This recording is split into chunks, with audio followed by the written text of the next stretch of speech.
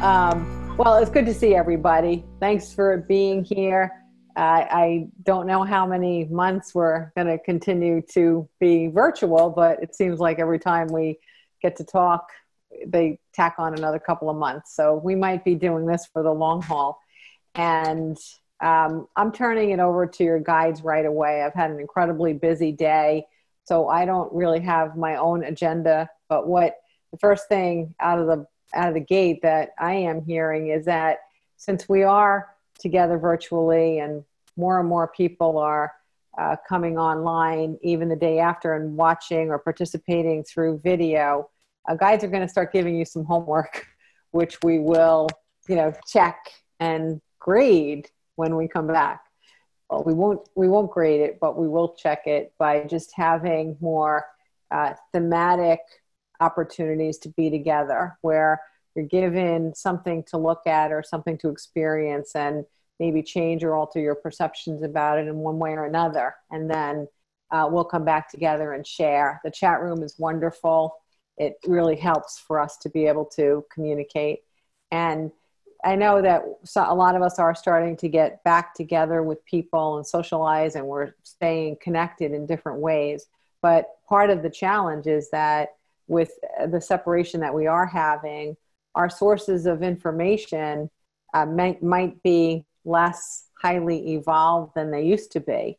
Because if you're less around the physical space with high vibrational energy people or people who are behaving like souls, that means that the percentage of information that you're getting from other sources that aren't in your selected circle of influence or co-creation, that's not going to be at the same level where you're living.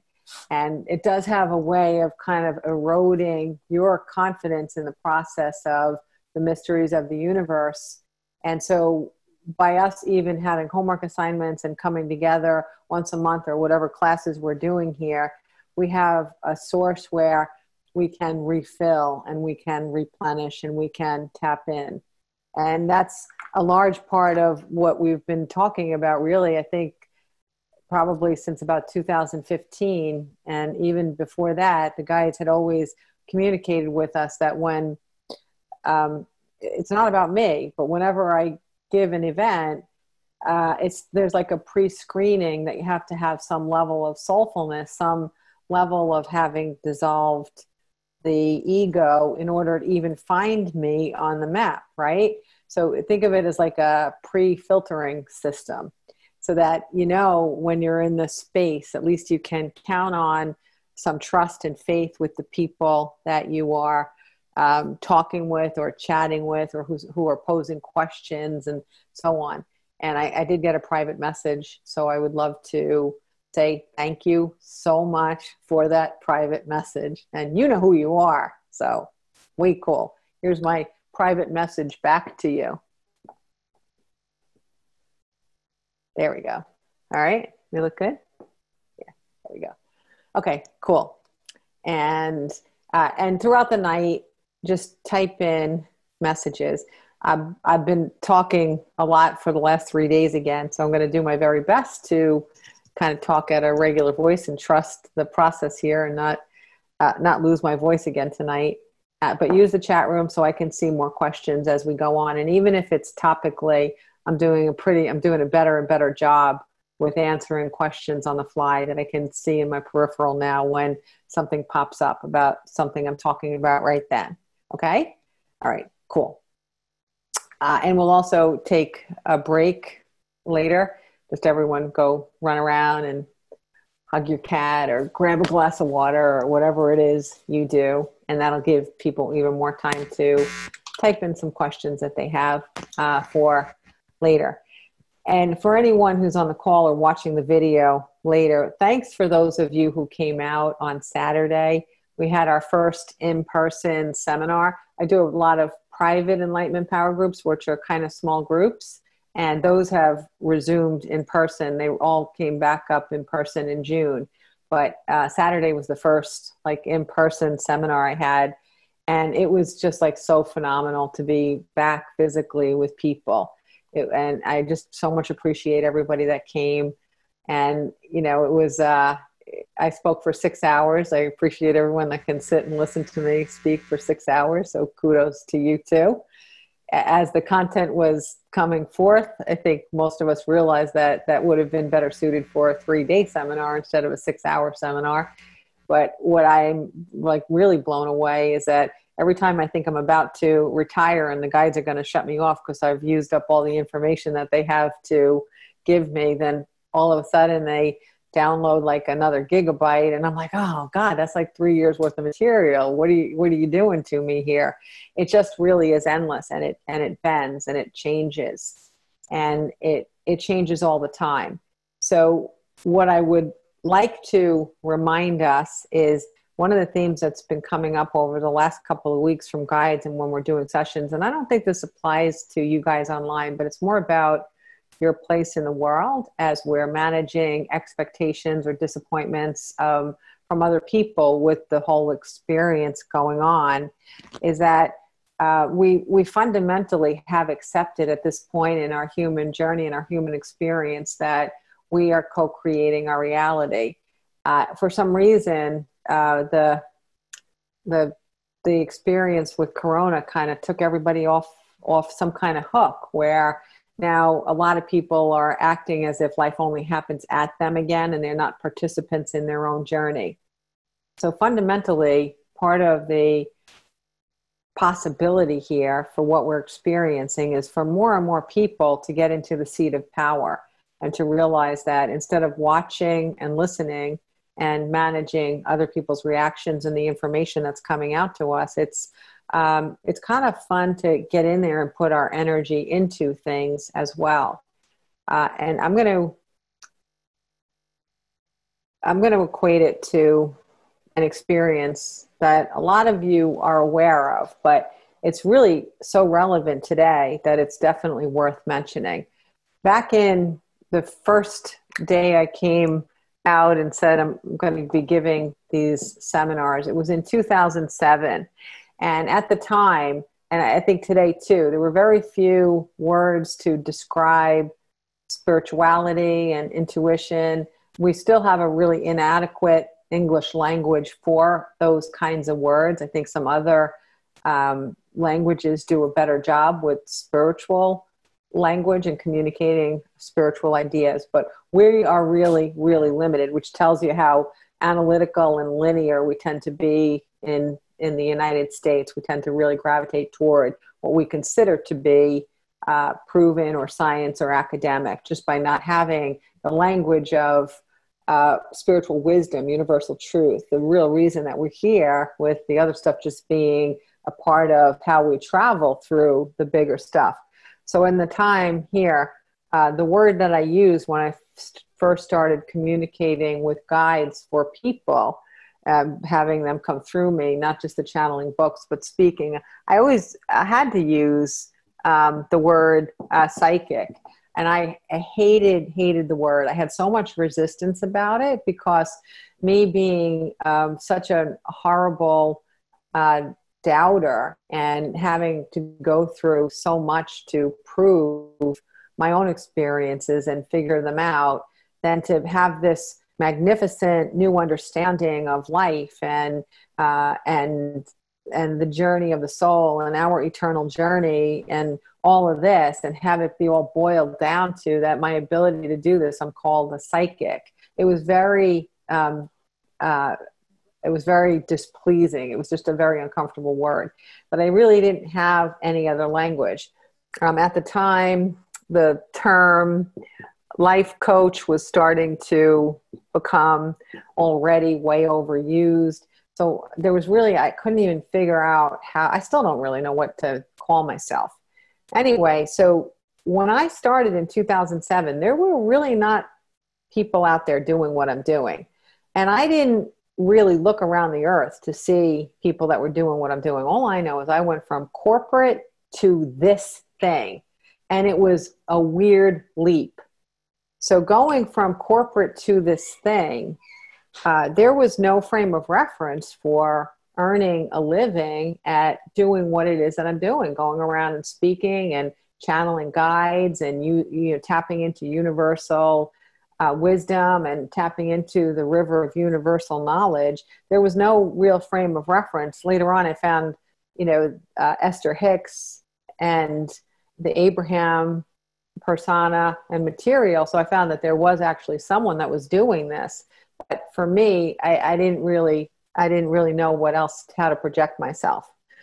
So if you guys all remember, in 2008, we had the great big stock market crash. And then we had in 2009 and 2010, a very big dip in the economy.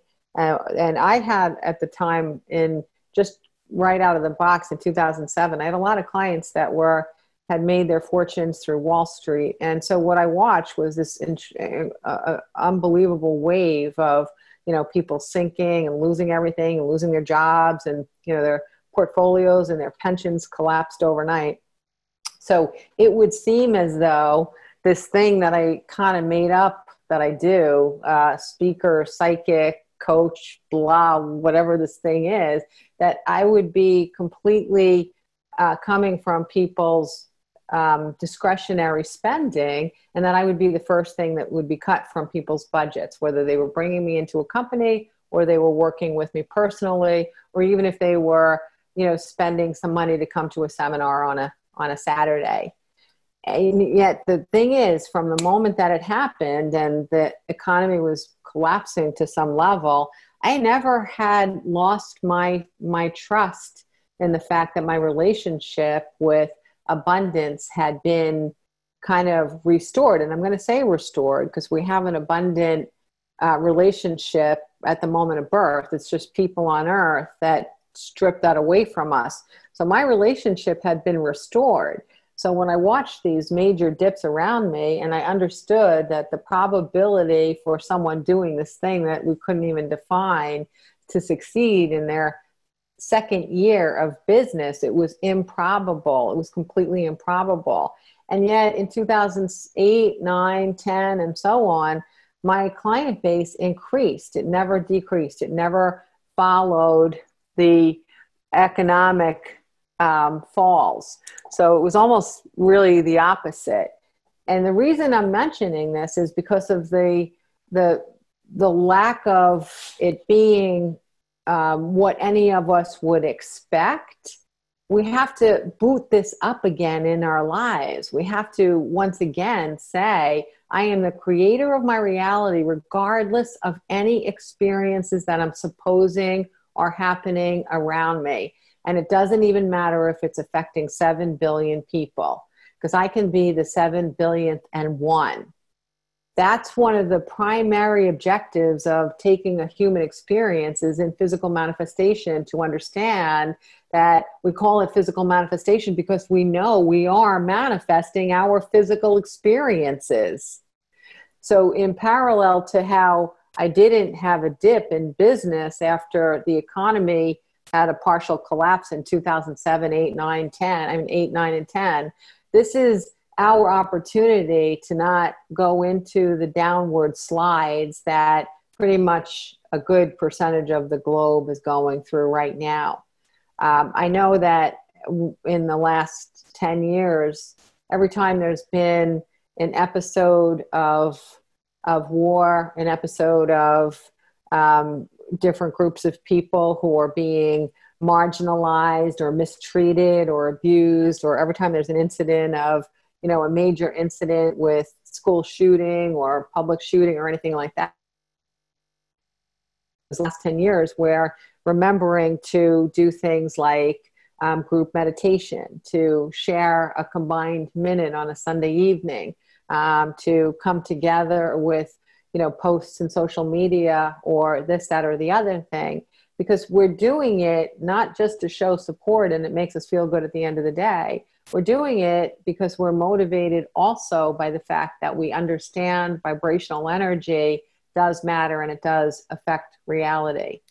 And now is the time for us to maybe not necessarily feel like we're in a little bit of a tennis game right here with the universe, where they throw us corona and we throw them back no mask. They throw us, you got to wear a mask, and we throw back, oh, I forgot it, now I got to go back home.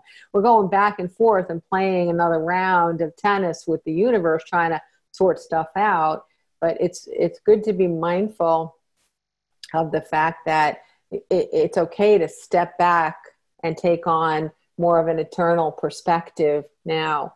You've been tossed and tumbled, even if it's only in other people's expectations or their own drifting from a place of positivity or staying even in a negative space that they were already.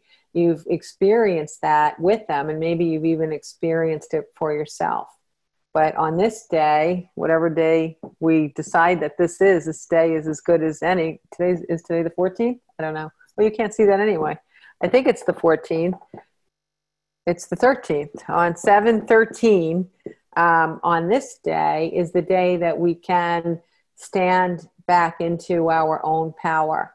We'll always have a human element to our journey here, and we'll always have those things that we're wanting to shed from our own earth life, and that's okay, because we're not meant to be in some kind of state of being a magnificent Buddha guru that can lock him or herself away and not experience the human waves of change. That's not the intention. We are human, and rolling our sleeves up and being human is okay, but we don't have to continue to just wait for someone else to hit the ball at us. We can get in there and we can be proactive. And by doing that, even if you're able to kind of boot up the thought maybe a couple of times a day, just start taking back our power. And we can take our power back with very simple statements. And let's just write a few out. And what would be really awesome is if, as our first homework assignment, we write some out and share them with each other. You can either send them to me in advance and I'll send out one big note before we meet again in August, or you can share them. Don't necessarily pop them up right now, or unless I remember to copy them, and then I'll transfer them later. And we'll share them again next month so people can have the whole month to start to think about this. But what are some things that we can use as mantras or sayings, or things that we could say in our head, or things that we can tack on our computers as little Post-it notes that will show that we understand and recognize that we are really powerful, that we're in a role of making a contribution that affects energetically the outcome of whatever wave of reality we think we're experiencing. I think one of the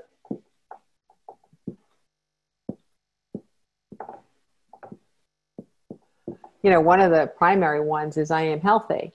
If we're not just sitting here in this body waiting for something to grab us and strangle us or kill us, or take an arm or a toe or whatever. We're not just sitting here waiting to die, are we?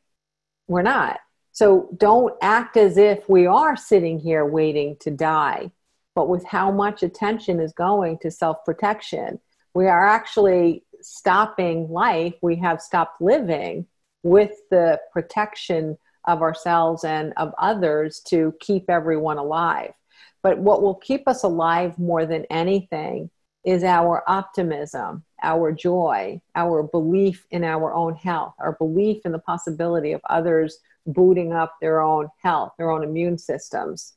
I'm not saying that we can do it without exercising complementary precaution and taking care of other people in the space that they're living now.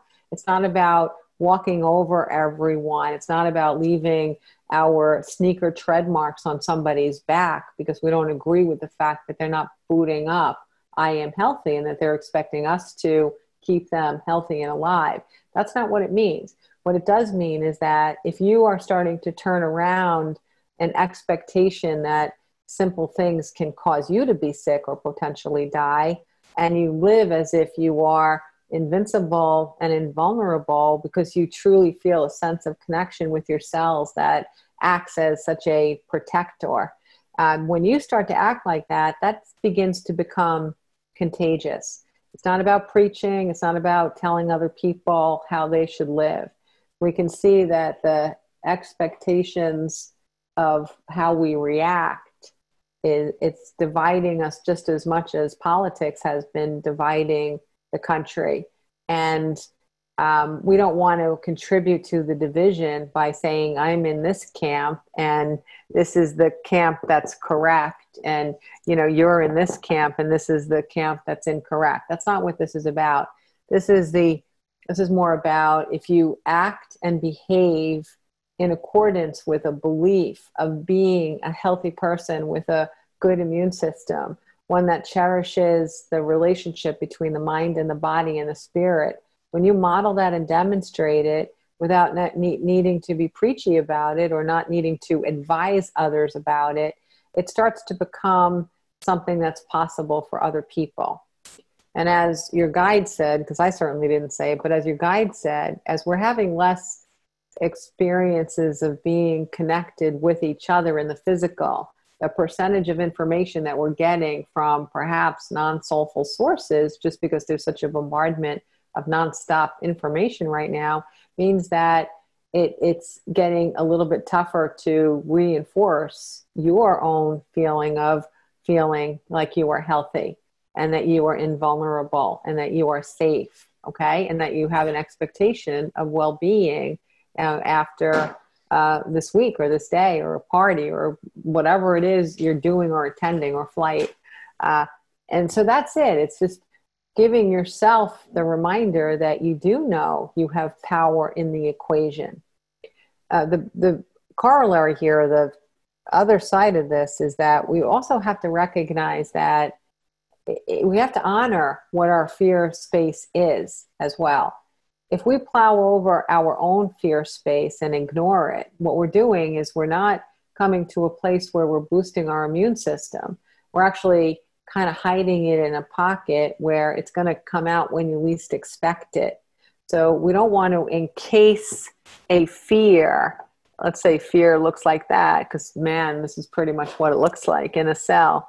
So it's like taking a fear spot and kind of just planting it somewhere inside of us where it will stay and stay alive until the second that it bursts free when you're least expecting it. So this is not about squashing fear without releasing a misbelief, releasing some kind of pulling or compelling energy that's making you get a hint or a suggestion that you might be unsafe or that you might be vulnerable.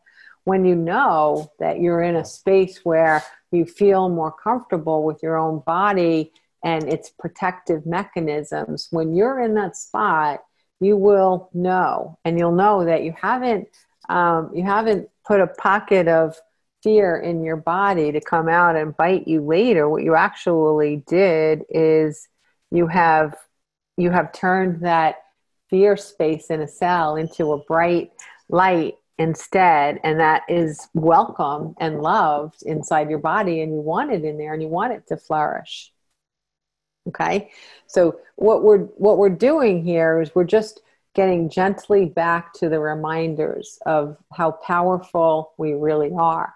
And here's one of the things that I want to point out is that the potentiality of what could have happened with the virus from March on, the potentiality was unlimited.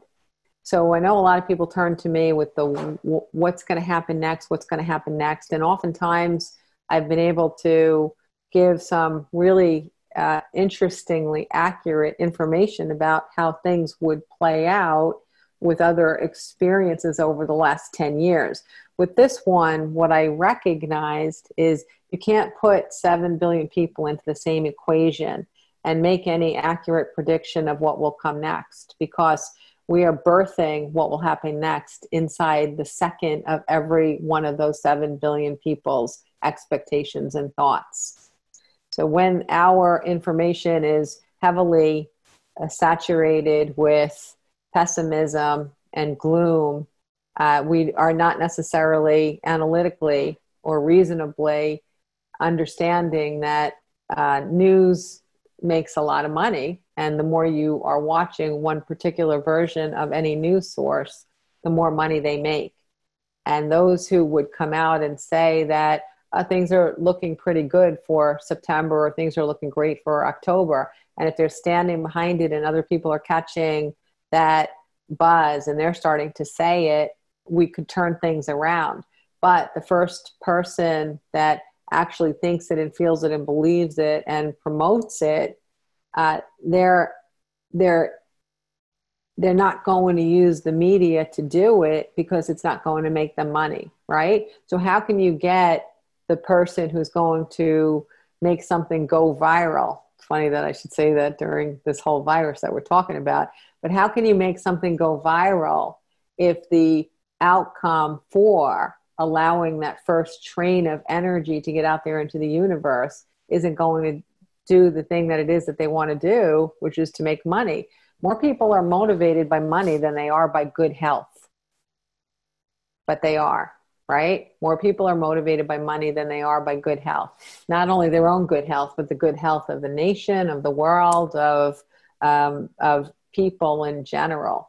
So as long as money is the motivator, we want to figure out increasingly, like, how can we spice up the energy out there and get a different perspective about our relationship with our body, our relationship with ourselves, our relationship with the sphere of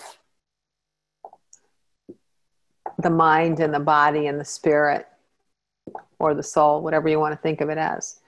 This is what makes the world go around. And right now, our bodies have been told to be afraid because our mind is immersed worldwide in fear. So the more fear we put into our mind, the more fear we put into the cells of our body.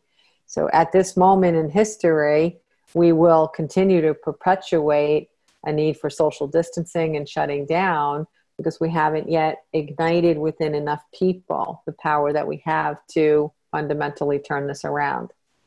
I know it sounds sing-songy and sounds airy-fairy, but what is really interesting is how many times have scientists, proved something, and then another body of science comes along and they disprove it, right? And wildly, I think that's happened 192 times just since Corona started, right? And I'm sure as we're speaking, there's another proven fact about the projection of the virus itself, or how the disease travels. So we can't really turn to any source in science or in medicine because it is changing all the time, and it changes based on the perception of the scientist, of the observer. That's one of the most fundamental pieces of wisdom that science has actually proven.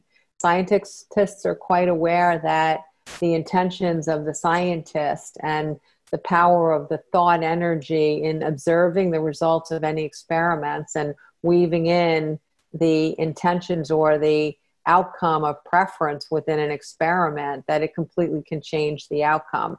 It can do it overtly, and it can do it subtly, and it can do it completely. That's the reason why we have developed in the scientific world, we've developed double blind, and double blind is not even good enough. That's how much we know that energy skips over our little safeguards in trying to manipulate our ability to experiment and prove. So we're up to triple blind studies. If we really want to test something these days, you got to do triple blind, and then your population of experimentation, your sample base, has to be over this certain really, really big number to even begin to derive some things that we could see as evidence of fact. So first of all, there really are no facts. And then second of all, not only are there no facts, but other people, and many people, have agendas, and those agendas are not necessarily in accordance with one another. Some people might have the agenda that if I'm on TV today, I got to show Daddy how smart I am, and they may rattle off something that they're making up off the top of their head because Daddy will think I'm smart. Like, you really don't know the agenda of anyone that is speaking, nor do you know the agenda of any group or organization when they're putting information out there. Nor do you understand necessarily, do we understand how uncorrupt data is? Just something kind of funny is if you recognize this seems to be information that's coming over and over again, that if you die while you are testing positive for the virus, they will put the virus as your cause of death. Well, that doesn't help us. Maybe it gets some people more money, or maybe it gets a governor or two a little more airtime, and news organizations a lot more money. But it doesn't help us with the process of trying to deduce some level of scientific, verifiable evidence to help us move in a direction where we really can move forward. So all of the factors, intentional and unintentional, they make like just a big fat mess of our ability to rely on sources. So if you can't rely on any source, where can we turn? We can rely on our ability to create the source, to be the source. And I would rather put my hands in all of I would rather put my well-being in your hands than in a talking head on any major news channel, because I trust that you're coming from a soulful place. I'm trusting that you're coming from a place where you are at least working toward releasing any information, poor quality information, that would prevent you from aligning with your own birthright to having a healthy life. Man, you guys, they're not going to let me have a break. I don't think I've even taken a breath yet today. So what I'm going to do is I'm going to take a breath by reading some of what's in here. Okay. I think I'm caught up on that.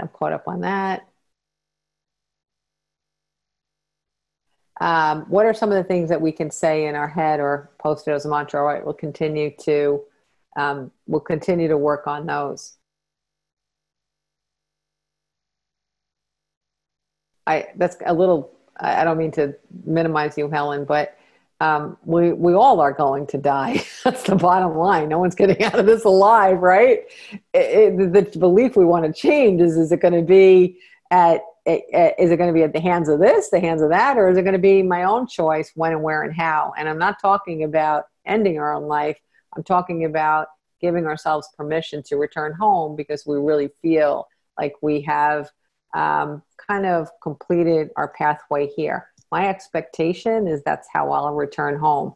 And I don't need to decide today what year that will be in, because I really do feel like it's just going to emerge. It's just going to happen in its own way. And as I approach that date, I'm going to feel more and more comfortable with returning home. Maybe I'll take a moment or two to let the people that I love know, what, I think I'm going to run back home, as I'm going back home and I'm going through, the moving companies here and I'm packing and all that. You might not feel like you can hear it from me in a couple of days. I'll be like off the grid, but trust me, as long as you pay attention, batteries or no batteries, internet or no internet, Wi-Fi or no Wi-Fi, you will know I'm here. So I'll be back. But I've seen in this part of my journey, I've experienced death with clients or their families or loved ones. I'm saying probably 10,000 deaths by now. And what I know, just beyond intuitively, I do understand that everyone's death is exactly, beautifully, wonderfully co-created for them. And we have a big part in that, even though the big part that we play in it is completely subconscious, unconscious, it still is a derivative of the co-creating of the human experience, but our part, our space in the middle of it. It doesn't happen randomly. Never, ever happens randomly. Let me read a little bit more, catch up. A genie, Edison is in agreement. That's really funny. I was on my way to Saturday's seminar and I was driving. It was an hour or so away, and I was driving, and I get, I get into that zone. We all get in that zone, right? You're like in a state of hypnosis. That's why I get lost all the time. So I'm like chatting with guides or whatever I'm doing. And I woke up, luckily, while driving. I woke up and I look over, and I was actually looking that way. And I look over and there's a truck right next to me. And it literally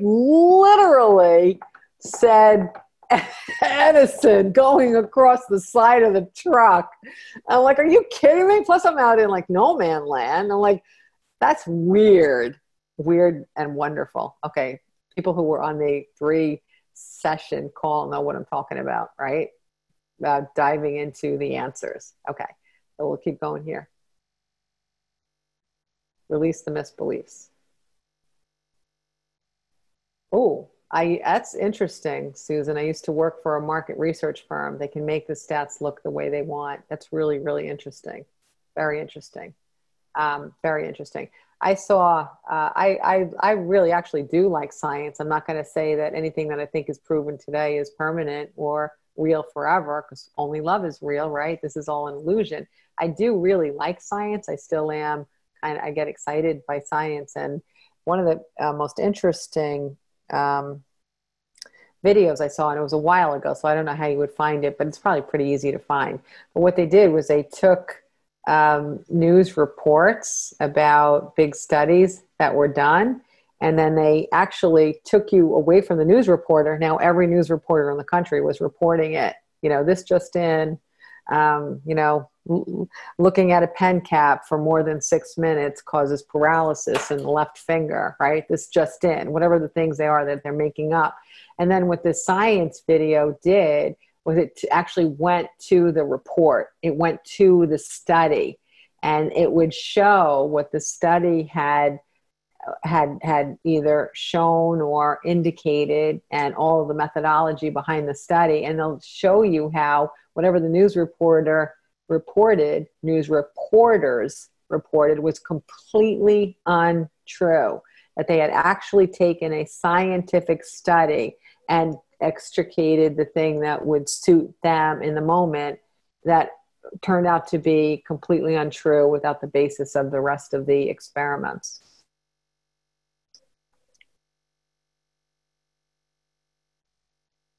Yeah, I agree. I don't know who I'm agreeing with. Melinda. Yeah, sometimes we would just want to think of, if you have any hesitations or whatsoever about your own healthfulness, being cautious is where you want to be, because we don't want to bury fear-based cells in our body. So being cautious is exactly where you want to be. Just as if if they had just paid off their mortgage and their house is worth $500,000, and we're doing a session and they're like, well, I know that I create my own reality, and I really feel like since there's no lien holder anymore, I don't really need to hold my homeowner's insurance anymore. I can just keep that $2,000 a year for me. You know what I'm going to say? I'm always going to say, eternally wise, earth smart. If you're eternally wise to know that you might not manifest a incident where you need the insurance money to rebuild your house or repair your house. However, the earth smart says you're in a body, you're in the physical, there's other beings on the planet. You're not the only one who has any energetic influence over your home. Pay the $2,000 and get the reassurance of it. It doesn't mean that you're not spiritually evolved. And I think of this as the same with the virus. If you have any hesitancy, or if you live with someone that has some hesitancy or reservation, then just live in the respect of that and take precaution. Carolyn is saying, just learned in the 1968, the flu epidemic caused 100,000 deaths, 0 news coverage, most over 65. That's really fascinating. It really plays into this conversation, because what I'm talking about is the fact that the reason this is still snowballing, meaning the timeline is getting extended, is because of consciousness. We are the ones that are creating its longevity. That's the whole entire point. If this thing had been over in a news cycle, there's just as much probability that the virus will be like, oh, well, we had our 15 minutes and our 15 minutes are over, and they would have gone and done something else, and they would probably be out playing in the sun now. But we didn't. We gave it an endless, limitless platform to get our attention and get our focus. And as long as we're giving it that much energy with fear and ego and rules and regulations, as long as we're feeding it, it is insatiable. Think of it as Little Shop of Horrors. It's like the plant. You know, the plant will never stop eating as long as there's something around to eat. The way to get rid of the plant is to get rid of the plant. You can't do anything else, right? So we have to stop feeding the plant that we don't want to eat people. And that's the bottom line. We just have to stop feeding it. Okay? I can see Jeannie laughing. Yes, that came from your guides, Jeannie. Now everyone's going to go watch Little Shop of Horrors. Pretty funny, right? Very funny. Okay, I have another big one here.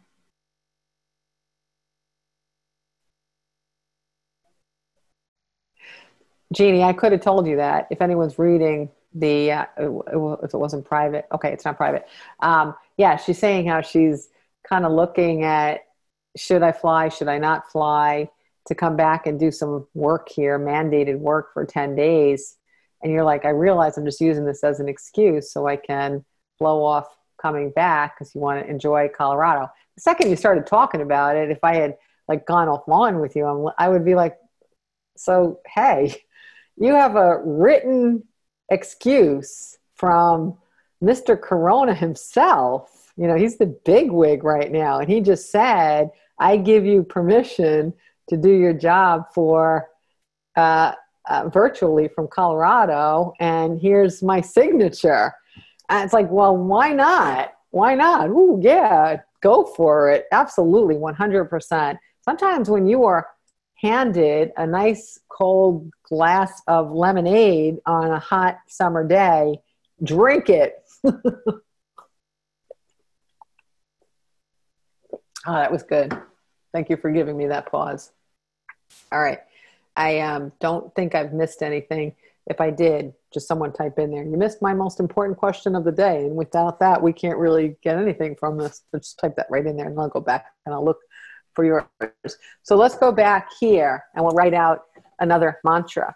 The thing about expressions is when you're using them for yourself, even though I can give you lists of mantras and I ams and all this, and trust me, most people know I've got like 300 of them written and I can give them to you in 5 seconds in PDF form because I've used them at seminars after seminars. But again, there's always blank spaces in them because the most important ones that are meaningful to you are the ones that you write yourself. So I am healthy.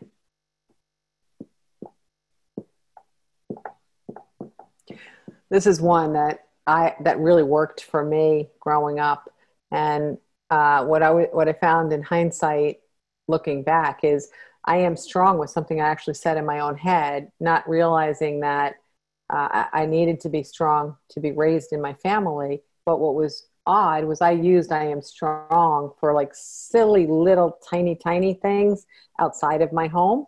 So if I was 17 and I was going on my first, formal job interview at a corporation, I would say, I am strong, I am strong, I am strong. I would say that to myself on the way to the interview. What I didn't realize until hindsight is that this little thing I would say to myself, it actually got me through my childhood. I just didn't realize I needed it because your own personal childhood is your personal normal until you maybe find out when you get older that it might not be what? Harmonious? I'm trying to think of a word. It might not be harmonious. And clearly it was not harmonious. But I didn't know it. So I wasn't saying I am strong to manage my home experiences. I guess somehow I was probably tapping into the intuition of guides even then, unknowingly, even though I think I had my first experience on 9/11. But it was amping something up in me where it did give me the strength to get through childhood so that I could come into my own understanding of the effect that it had and shed it so that I could have this wonderful, nice, happy place to be as an adult. This one is, those are really good ones for obvious reasons during the virus, but this one is the one that's coming in from your guides right now.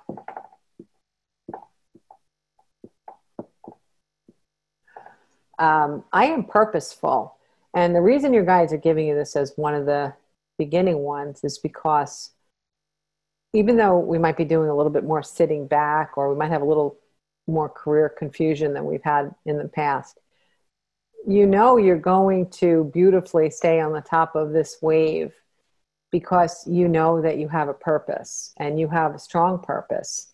And that purpose is, it's being contributed already just because of who you are, but you also recognize that you're not finished. So when you write down and you look at this, I am purposeful, just realize that there's a lot of strength in that. When you're purposeful, purpose has the power to move through resistant energy.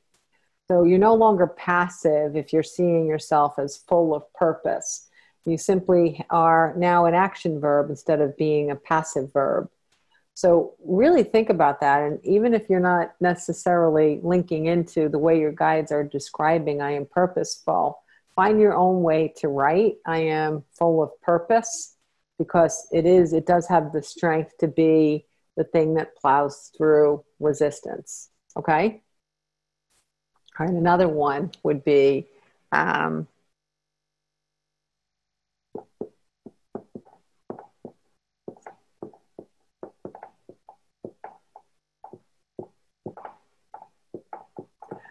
this again is going to be something that you want to make your own.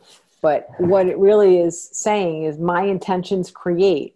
So we all know the power of intentions by now, but if you take a moment to review what your intentions are, to be happy, to be healthy, to be filled with joy and optimism, to be abundant, to be, to just be filled with like the pulse of life.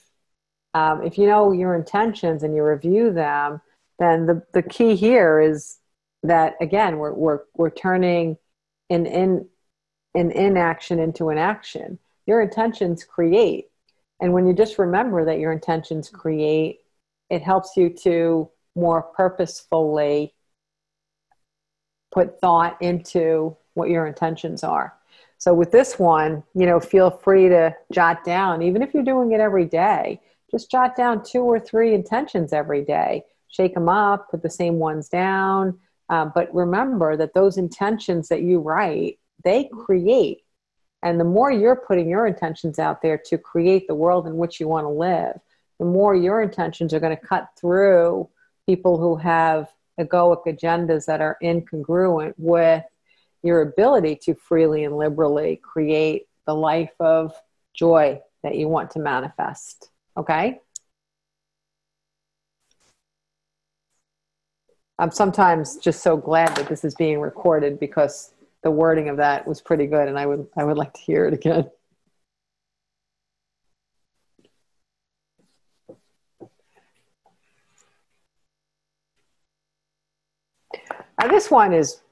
This happens to be one of my personal favorites. And I just really love it because in the energy realm, we are so clear how powerful we are. We don't have any doubt. There is no doubt. There is no amping up our power. There is no having a weak moment. We are always in a state of power, and we might want to rest. We might want to not use our power to create something or to execute something, but we always know that we are powerful. And how could we not be? We're energy balls. We are the universe. We are everything. How could we not be full of power? Just because we live in a world in which others indicate to us individually or in a broad stroke that we're not full of power, that we're insignificant or we're small or we're invisible or meaningless or whatever else has been kind of drummed into us. Just because the universe is doing that, it doesn't mean that it's true. We are full of power. And, you look through history and you find some extraordinary individuals whose body of work or their body of creation by far extended past their lifespan. You get to see that we are all powerful. Maybe your life purpose isn't about creating, the greatest symphony of all times. But that doesn't mean that you don't have the same power of someone that did create a wonderful symphony that we're still listening to or playing today. Okay.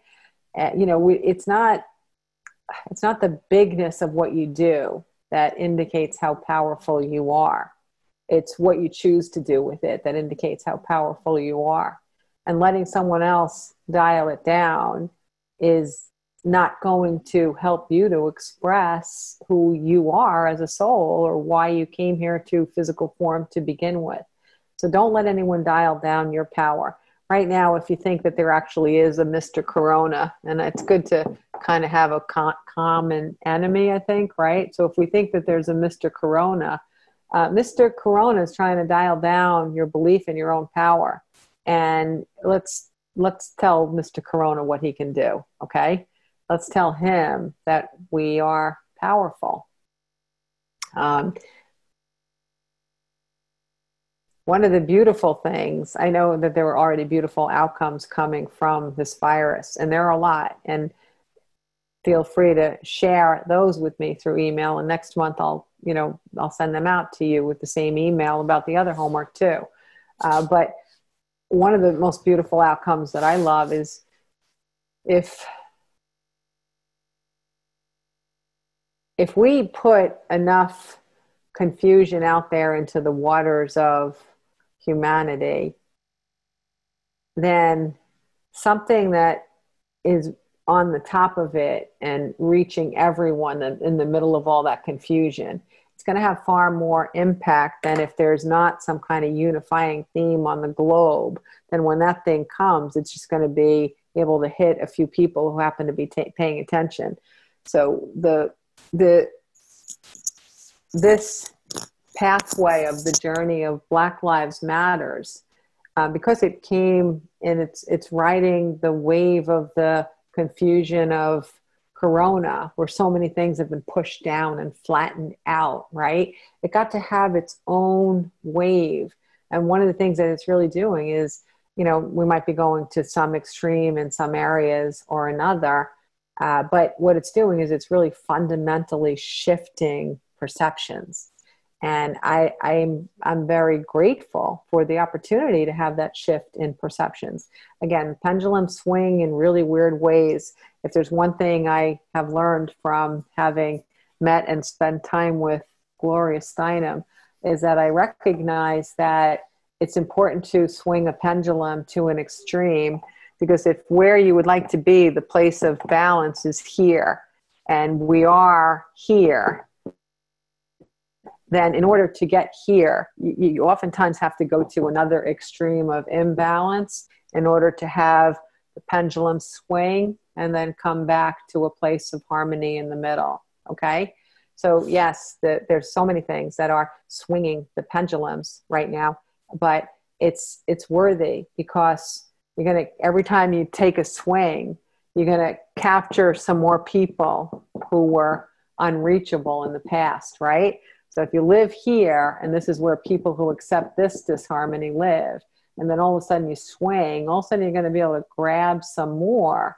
So now you already got these, and so you swing back and you're in the middle. Now there's a lot more probability that more people are going to be able to be okay with living in that space. Is it the seventh wave? Oh, I know what I forgot. Oh, trying to think of who it was. Melinda, was it you that came up to me? I can't even think of who. Oh, I think it was Grace. I got this huge hit about the seventh wave at the seminar on Saturday, right? And somebody came up and they looked it up, and there was a song.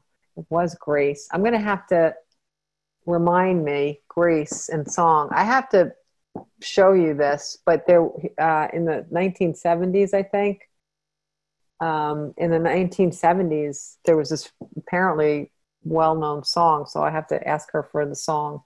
But what the hit was a lot of people don't, and I'm answering your question, Melinda, is this the seventh wave? Yes. So a lot of people don't know that the ocean has this beautiful rhythm that waves come in sevens to the shoreline. So the first wave is a little baby, and then the next wave is a little higher, and so on until we get to the seventh wave. And in the rhythm of this, the seventh wave is the large one. And after the seventh wave, there's a period of calm. Okay. And I don't know how I noticed this when I was a kid, but I've been an ocean swimmer my whole life. And what I learned to do, because I've been tumbled around quite a bit, as anybody would be when they're an ocean swimmer, what I learned to do, and I do this today all the time, is I just count the waves. I'm still afraid to go into the water when the sixth or the seventh waves are coming. It's just overwhelming to me. I always think I'm going to get tumbled. But when I count and then I see, oh, there's the seventh wave, I watch for that really big seventh wave to come in. And as soon as it comes in, I jump in the water, and I can usually get in all the way past the break line without any incident. And coming out is so much easier too, because what I do is I'll float, and I'll count the waves again or sense them. And then when the big seventh wave comes in, I take that wave back in. Because if I'm on the top of that wave, there's a calm after it. So there's not going to be any furious little thing to tumble me as I'm making my way back into the shore. So the concept that came through was that these waves of energy, they build. And then after they reach a crux, when they reach this maximum energetic volume, then there'll be a calm after it. So, I know that there was a lot of conversations I had with people in groups and sessions about the impetus through the horrible incident with George Floyd, and how we have to just keep talking about it and his name and so on. But isn't that incident the seventh wave? And we can talk as equally and abundantly and freely about every other man or woman that has been oppressed or killed or murdered or overlooked, or we could go on and on and on. And we could take this wave back to the beginning of American history. So this might be, maybe it's the big wave. Maybe we don't need another big wave because of how strong the reorganization of ideas and how strong the new open conversations are. People scooped into the conversation that weren't previously in the conversation.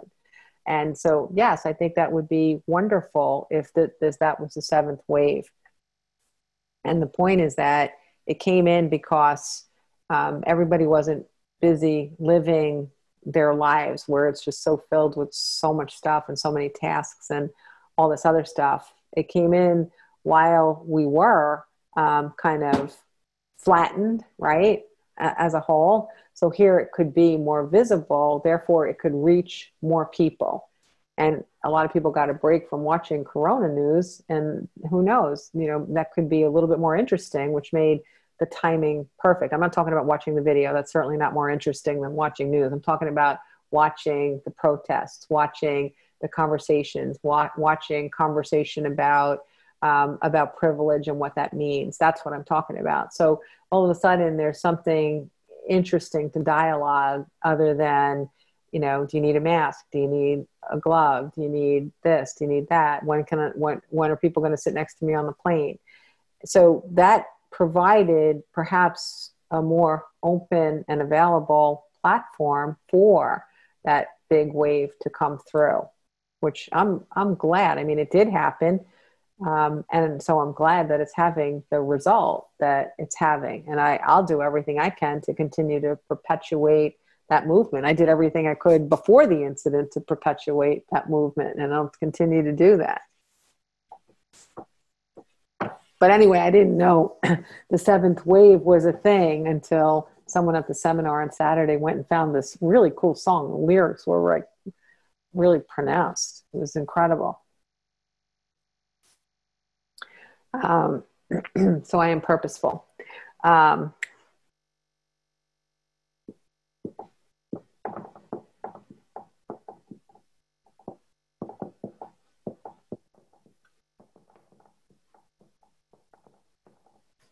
One of my favorite expressions that I got from guides of all times is, I am as important as everything, and everything is as important as me.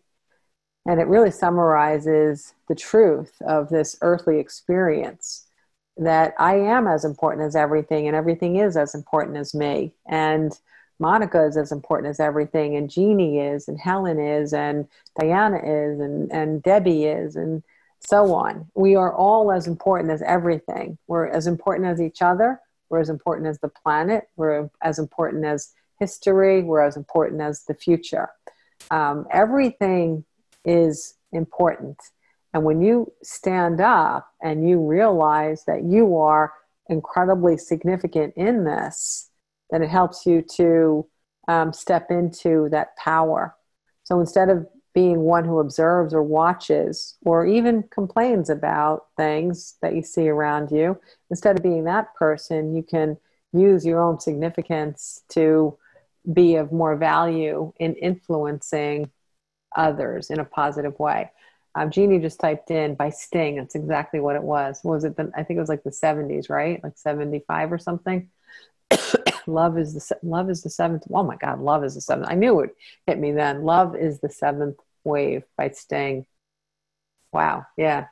Interesting. I'm gonna have to really look up those lyrics. So interesting. Okay. I am going to give everybody like a 5-minute break. I'm gonna go eat a little bit of honey and get this voice back up to speed.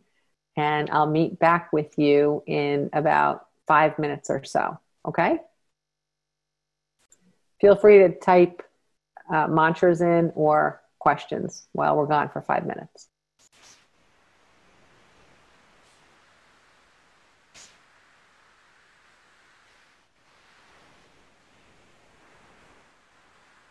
Welcome back. Hello, everybody. Did you all get a nice cold cup of lemonade? I should have refilled mine. It's actually lemon water. Man, it's just so refreshing. I didn't get more, but that's okay.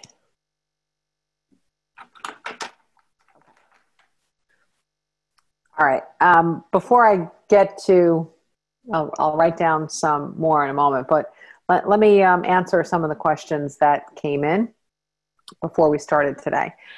Monica, I love what you wrote. I read that while you guys were taking a break, but I love that what your maiden name is. How appropriate is that, considering what we're talking about? And in answer to your question, I read through your email and looked at the artwork and all that. I think it was beautiful. The love one it just really was amazing. And I love the way that you designed it with explanations on either side. Do you want to come on, Monica? Yeah. Okay. Well, the funny part about the love one was it works for Black Lives Matter too. It would be a great. I realized that. I totally realized. Yeah, which I did that. That came in a meditation during the eclipse, the 2018 eclipse. I thought it predated this 7th. Yeah, like this whole thing. I've had it this whole time. I've worked on the wording a little bit, and then with my new iPad, kind of working out how to do the words. But yeah, so. But in answer to your questions, everything that I read in there, I just felt like I got thumbs up after thumbs up after thumbs up, and nothing particularly, red flagging to move me to tell you something in a different area. What you're intuiting now with direction, I would say it's just keep following that intuition. Just keep following up. And this isn't about, I think you're not chasing, one sale of one piece of artwork here. I think what you're folding into your expression is something that's more about humanity. It's more about, what we're experiencing globally. And, and it's It is unifying. It doesn't have an element that's just going to be, off-putting to some people. It's just something that's inviting without having, you don't have to have any really specific taste or art likes or dislikes to be kind of drawn in. I mean, I could envision right now going down the, can't think of the word because I'm a little fried, but I can't think of the word when you go the gangplank. Is that what it's called? Oh, at the airport, the big corridors or the walkway. Yeah, so I could just imagine walking down that or sitting and waiting for a plane and seeing this. It gives you, it's like a nice pause. It gives you something to reflect on, something to do other than, charge your iPhone or go on your iPad and answer some emails. It's nice. I think it's a good reflective concept art-wise, that and the others that you make and will make. So it definitely has a purpose and definitely has a life. So just keep up the good work. Okay. Do you guys want to see something really quick? I have one new piece that I can show everyone. It's a piece. I'll answer for the collective. Okay. And the one woman was talking about traveling. So this is about traveling and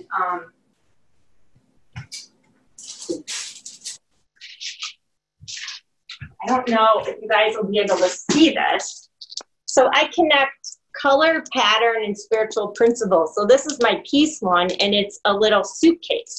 It has a blue wave on it. Oh, so wow. It says, peace. The suitcase is so light, the handle's made of yarn. It's comfortable and easy to carry, just like the principle it represents, peace. Peace is a traveler and positively impacts any relationship, organization, or nation. Wow. Black is the sum of all colors, symbolizing possibility. Purple is our connection to universal energy or God. Peace is flowing like a river. Blue is a reference to this water that moves us forward. Pick up your peace and bring it with you. Allow it to flow out into the world. That's so we have a quote from David Hawkins on there. But the idea that is so great.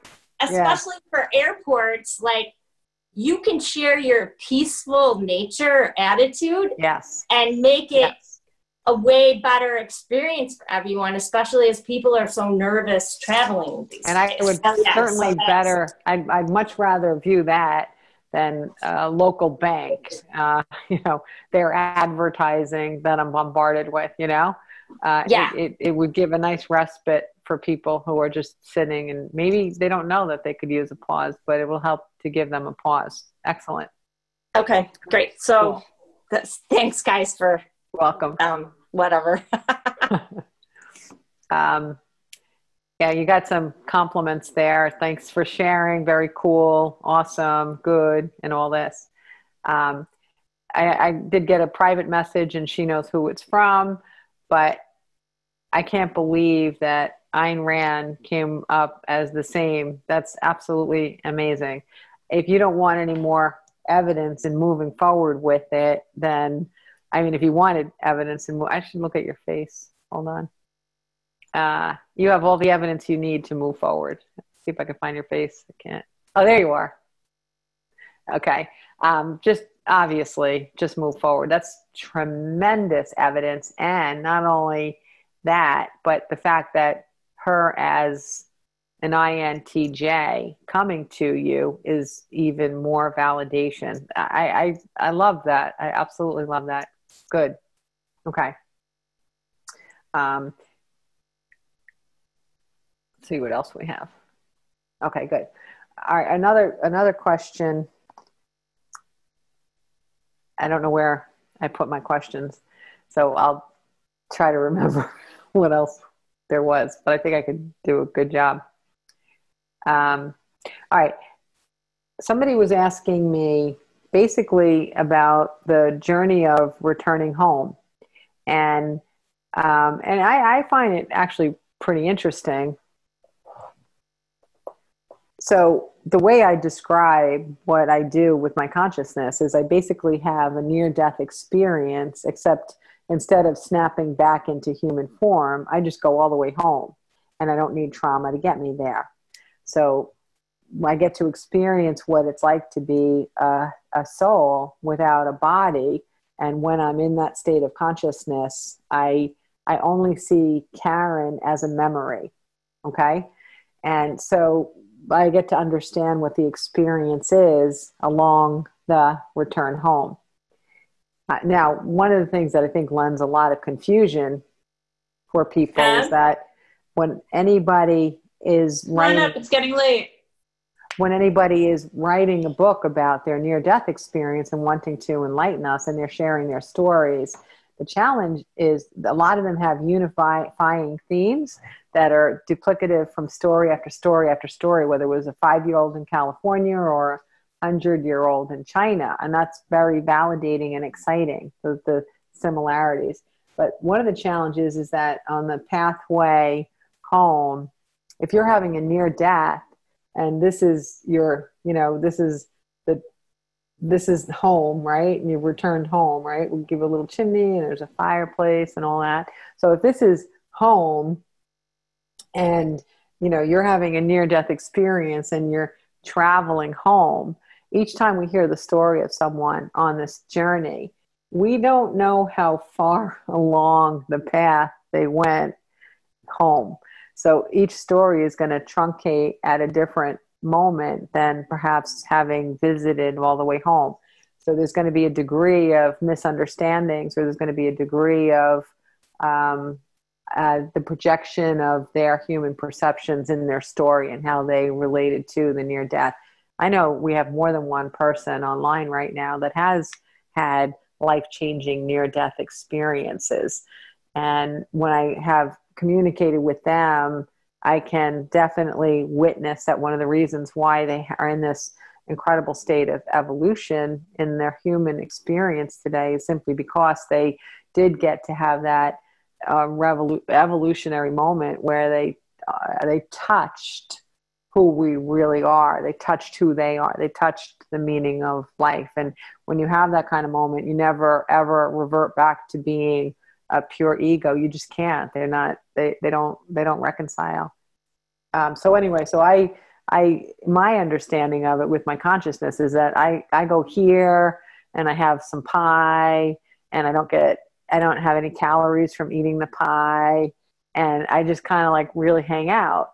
So I get to experience viewing the earthly world at will, and from that state of consciousness, there's this process that you go through of knowingness.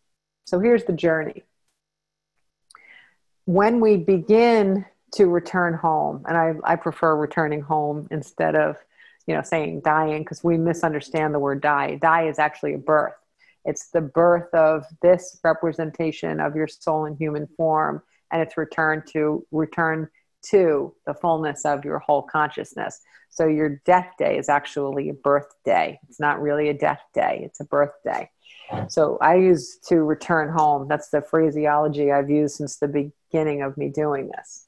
So when you return home, one of the first things that happens is it's magnificent. You literally boot up and look at and review every single second of your life.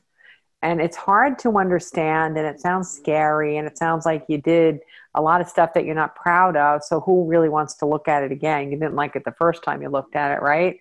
And, as a human, we're thinking that, oh, that's going to be louder and bolder, like the commercials when you're watching TV, how they come on louder than the show you were watching. It's not like that. When you're reviewing your life, you're only reviewing it from the perspective of consciousness, of all knowing, that every experience you had is kind of enveloping all of your earthly experiences into that moment. So there's no judgment as you're reviewing. There's no shoulda, woulda, coulda. There's no regrets. There's no, I can't believe I did that. There's none of that at all. There's only this incredibly peaceful comprehension of how you were limited by the experiences that you had with other people, from mistruths, from abuse, from neglect. Most of what we hear on the planet is mistruths.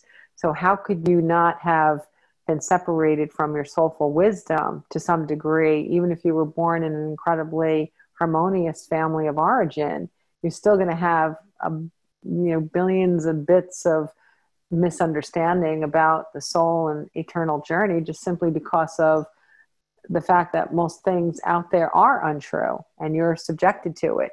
You're subjected to it through the media, through community, through education, religion, politics, and even historical representations of how the world unfolded. So you're subjected to it.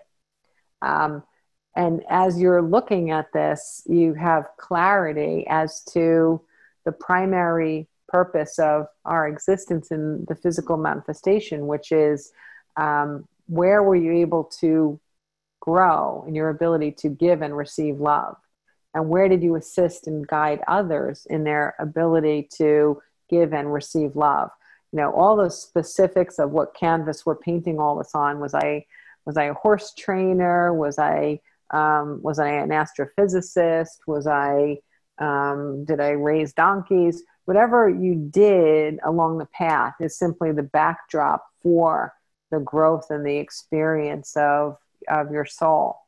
But the important factor, the takeaway, is where did I give and receive love? Where did I grow and expand in my ability to give and receive love? And where did I assist or guide others in their ability to give and receive love? It all boils down to that. Growing in our ability to give and receive love. That's all it boils down to. And so that's how we reflect on our journey.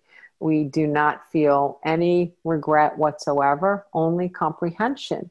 We understand completely how the dominoes fell in our journey to create moments where we were aligned, and also to create moments when we were not aligned with the vibration of love, self-love, or love of others, or love of the planet, or love of ideas, and so on. Now, in order to get to that moment, which is pretty darn close to home, what happens is, as we're in a sense of, think of it as sort of twilight, I find it so interesting that some of this stuff is metaphorically depicted in movies and in literature, which helps to understand that there's a basis for what is depicted in literature and entertainment, because you actually are greeted, Now, I think there's a lot of mistruth about how you're greeted, but the way that you're greeted is that the souls that you perceive in your human form as being loving sources of unconditional love, whatever your human experience taught you, or you took that in for a sense of yourself, whatever source of unconditional love you believe in, that's your greeter. So if you were abused by your mother, and your mother passed 30 years before you, and you didn't reconcile that relationship, or you didn't reconcile that pain, or you still had some fragment of carrying that difficulty with you, whomever the soul of your mother is not going to greet you. You follow me? Because you don't understand yet what unconditional love means. So you're greeted by your belief in the most unconditionally loving sources. And unconditional love means that there's love no matter what. There is no judgment. There's only a powerful, never-ending, limitless belief in you. And you feel that, and you sense that, and that energy, that vibration completely brings you back to the fullness of your love of self. Okay? So in these stories that people bring home, bring to earth after near death, a lot of times you'll see in their stories that there are religious characters in them at the greeting moment. Who are they greeted with? Now, the challenge is, if someone has a frame of reference where they were born and raised Roman Catholic, and they believe in saints, and that's how they were taught to tap into possible energy to be of value to them, then if they go through the near-death experience and then they're greeted and then they return home, the whole of their story might be an interaction with a saint or with an angel. So then they come back home and they think that's the whole of where we return to. or their version of heaven. But it isn't. It's just one step in the process. It doesn't mean that they don't meet the souls of those that they associate with love without condition, because they certainly can. But if they had been born, Muslim, they would not have been greeted by Archangel Michael. They would not have been greeted by Jesus Christ as their belief system of what source loved them without condition. They would have tapped into their belief system. And maybe it would have been a prophet from which their religion is derived, or maybe it would have been someone that they had known in human form. We are not the ones that are actually picking what our sources of unconditional love are and saying, I want 2 of those, 1 of those, and please have so-and-so there. We don't do it that way. It's the beauty of unconditional love that provides this experience for us, that those sources provide this gradual removal of the haze and the veils of the human experience and help us to return home. So as you're experiencing your most unconditionally loving sources in the beginning of the return home, you begin to feel the love. You feel supported and valued. You feel whole. You feel recovered. You feel strong and powerful and significant. All the things that we were talking about. You're returning to the consciousness of all of these truths. So as you continue the journey, you're going to start to remember that someone that you knew on earth, well, maybe you liked them, maybe they were, had some flaws, maybe they were good sometimes and not so great to you others, and maybe vice versa. But by the time you see them in the corridor, then you are fully understanding that they are now unconditionally loving, that they don't have the baggage that they had when they were human. They don't have the misbeliefs. They don't have the ability to hurt. They don't have the ability to be hurt. And so gradually, it's just like wiping fog off. And it happens instantaneously, which is one of the hardest things for us to wrap our head around. So ultimately, as we return to the point where our self-love and our knowledge about the significance of our own being, and we start to see the player of whose body we were in, whatever your name was in human form, as we start to see that as an extension of our consciousness, then that's when we go through that review process where we're able to process everything that we experienced here so that we can make value of whatever we were able to integrate when we had aha moments, but also to make value of the things that we left on the earth floor where we weren't able to have an aha moment. We didn't have any growth or discovery, where some opportunity knocked on the door from the universe and we kept ignoring the knock. Most of us will return home, ignoring tons and tons and tons of knocks. It's earth amnesia does that to us. We totally just forget that that's the universe knocking and that you got to go over and answer the door. So most of us forget. So we don't even say, like, what's the matter with me? Like they knock with the same thing over and over and over again. Why did I just keep ignoring it? We don't even think like that. We just understand, oh, well, I could see I see how I took that in and I grew from that and I became more wise or enlightened or returned more to the truth of myself and the truth of our eternal journey. And I can see that there's some things here. I am showing you this process, and then by the time you get all the way home again, you have such a fantastic appreciation for the story. It's like the most magnificent movie you've ever seen, but you lived in the movie and you experienced every moment of the movie. And it's the best movie ever written or created, or novel or play, or however you experience a story. And you value it, and every single iota of interaction or thought or experience that you had in this physical journey. It's now in you. It's a part of you for the rest of your experiences, and we are eternal, so your experiences will continue perpetually. The rest of your experiences, that whole bit of this human experience is in you. It is you. You are it, and it is you. It's magnificent.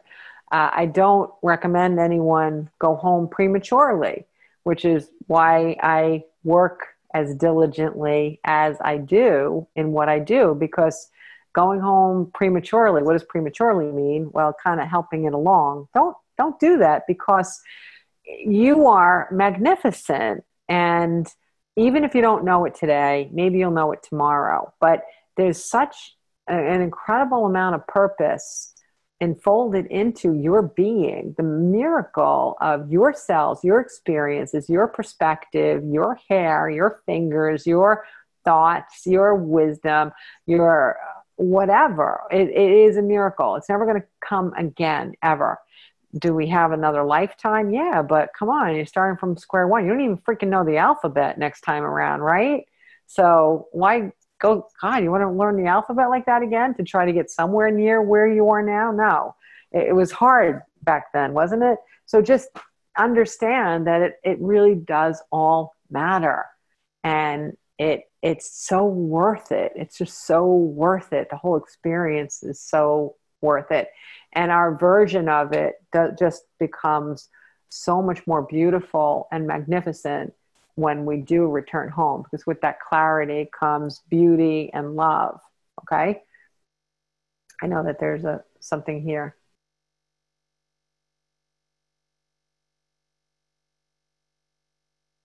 Oh, that's a very good question, Aviva. What if the source of your unconditional love is still earthbound and you arrive to this experience? Who meets us? Well, number one, no one has only one source of unconditional love. You may think that's all you have, but that's certainly not true. We all have more than one greeter.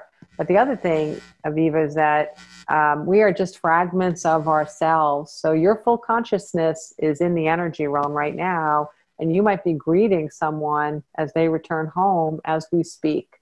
And so whomever you believe to be a source of unconditional love on earth can very, very, very well be your greeter. There is instantaneous knowledge when you return home. So you're not going to look at your greeter and say, hey, what are you doing here? Did we just come down the pipe together? You get an instantaneous sense that this is the full consciousness of the human that you experienced love with on earth. Okay.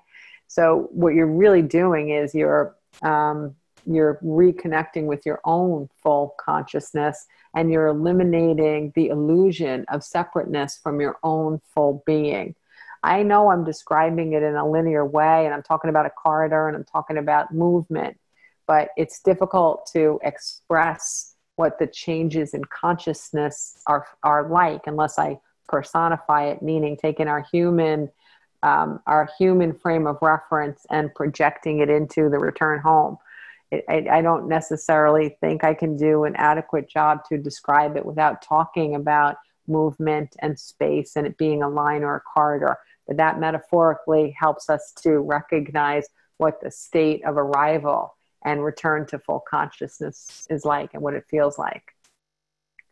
And the humor too.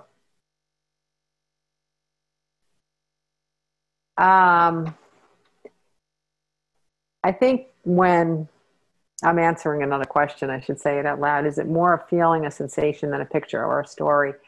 It is as vivid of as an experience as if you were doing anything in human form. I don't know why this popped into my head, but you know how we stick gummy worms in chocolate pudding for kids on Halloween, and they have to go in and dive for the eyeballs and stuff like that, right? So, everything about that is like totally, it's a sensory experience, and you get emotions and you get people watching. So that exaggerates the emotions, and you feel the eyeball and you pull out the gummy worm, and it's also creepy and stuff, but it's fun.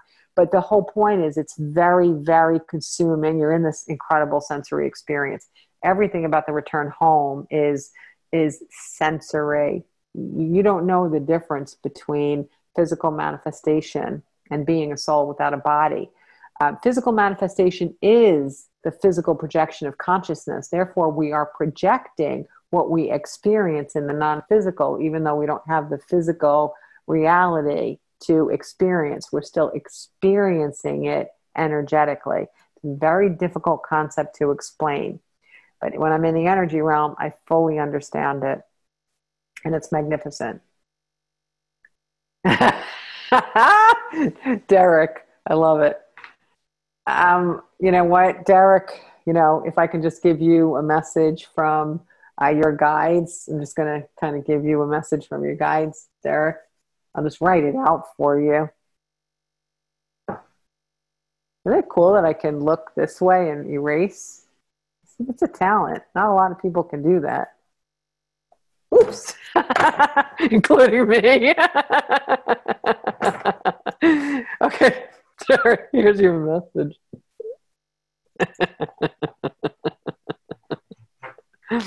Oh, God. Yes, Dumbledore will be your greeter. And, hopefully we're not going to return home and crowd the pike up, because I think he'll be my greeter too. I should read these out loud because I'm enjoying them, but I should read them out loud, right? Derek speaking, I think my greeter will be Dumbledore. Yes. It's a complete letting go of current reality. Think of it as waking up from a dream that felt epic and magnificent. And when you can, throughout the day, you can go back into it and you can re-experience it and you can remember it. But this is that on massive steroids. Just amp that up. Okay. That's what it feels like. And even the parts of the dream that weren't so good, when you make this return to full consciousness, you're in a state of ecstasy. I mean, like, you are wildly happy. Think your happiest moment on earth, and put that on steroids too. Okay. You're wildly happy. That's why I return home so much, because it's pretty cool. Yeah, it is good. I like what you wrote, Melinda. This resonates with A Course in Miracles, as does the awareness of love's presence and that we live in an illusion. That's actually pretty cool, because as most of you know, I don't read or participate in any spiritual books whatsoever, and I haven't since the first time I communicated with guides in 2005 and 2006, because I never wanted to regurgitate somebody else's perception of universal truth. I always wanted to get my information firsthand, and I spent so much put so much effort into cleaning out my conduit that I want to keep it clear. Okay, because I don't need to tell you something that somebody else is telling you. They can tell you that, right? So I'd rather just go and tell you what I get. And when it lines up with something that I think is profound from my experiences with clients who went through A Course in Miracles, when it lines up with the evidence in that, or the way that that's portrayed, it gets me very excited, because it's just another piece of evidence that show that universal truth is exactly that. It's eternal and it is universal. Newscasters and weathermen can do that. I wonder what I was talking about.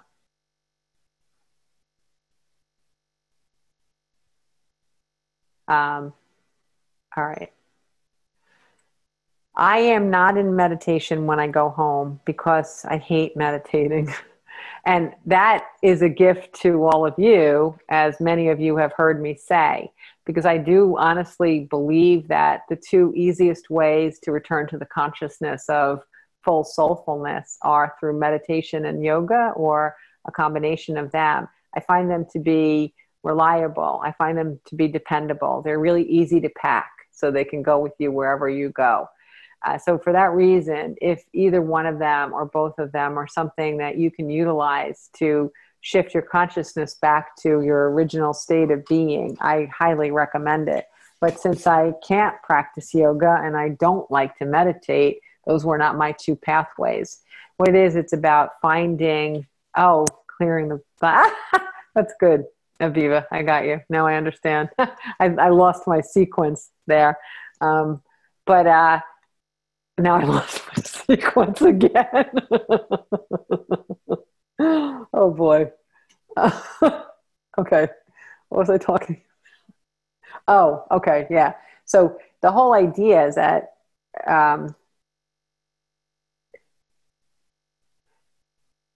there's a couple of ways I've seen this visually throughout my journey of understanding.